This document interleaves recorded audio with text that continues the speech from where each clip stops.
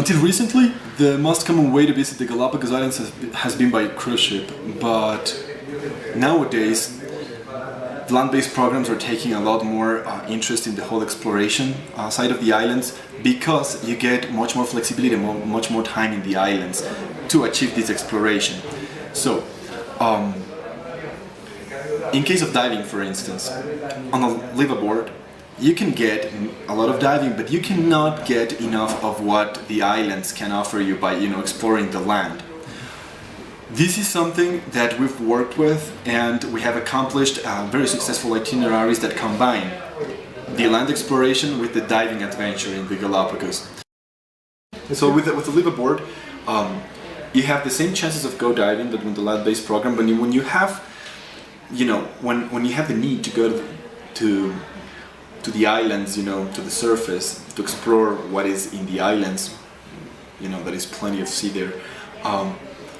Then there are a lot of restrictions for the cruise ships, because in Galapagos there is always a matter of keeping enough job positions for the Galapagosian community. So in that case, if cruise ships were to overtake all the land operations, then the Galapagosian people would not be as successful in the land as they are. Mm-hmm. So that's why these regulations prohibit them from, well, they can explore some sites, but they cannot do as much as we do. We cover 3 islands. We go to Santa Cruz, Florena, and Isabela, and on each island we visit the lowlands and the highlands. And at the lowlands, most typically we go snorkeling or visit the wetlands. So in that case, always the customer thinks, I want to go diving, but I also want to explore what is in the islands. So I want to know if I can get as much diving and also explore the islands, deeply explore the islands, because there are people that are as passionate as giant tortoises and the Darwin finches as they are of the hammerheads and the mola mola. I don't know. So in case you want to really combine and get the most of the Galapagos adventure, you have to combine these packages in the best possible way. Mm-hmm. And in this case, we have all-inclusive packages that triangulate with these 3 islands and give you the chance to do morning dives, and in the afternoon explore the islands, which is a perfect addition really to a diving adventure in the Galapagos. So that's why our guests prefer our services over our cruise services.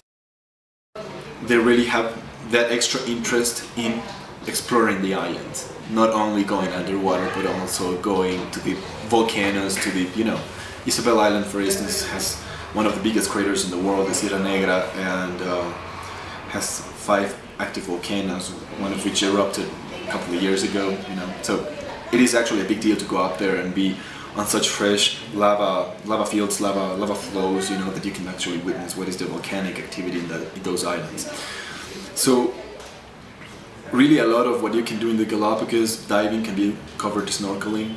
For instance, in Isabela Island, this is an island that grows very rapidly. And 30 years ago, the diving sites, there are a couple of diving sites like Túneles, for instance, that there was a diving site before. Now it's a snorkeling site because it's not deep enough. The island has emerged, and now, but the same species are down there, the seahorses, the tropical penguins, everything is right there. So you don't actually need to go that much diving anymore. Of course, diving is, going to Tortuga, to the Four Brothers, but in Isabela specifically, it is very nice, very particular to have snorkeling activities there. So really, to combine snorkeling with diving with the land-based program, it is the ultimate adventure. Yeah.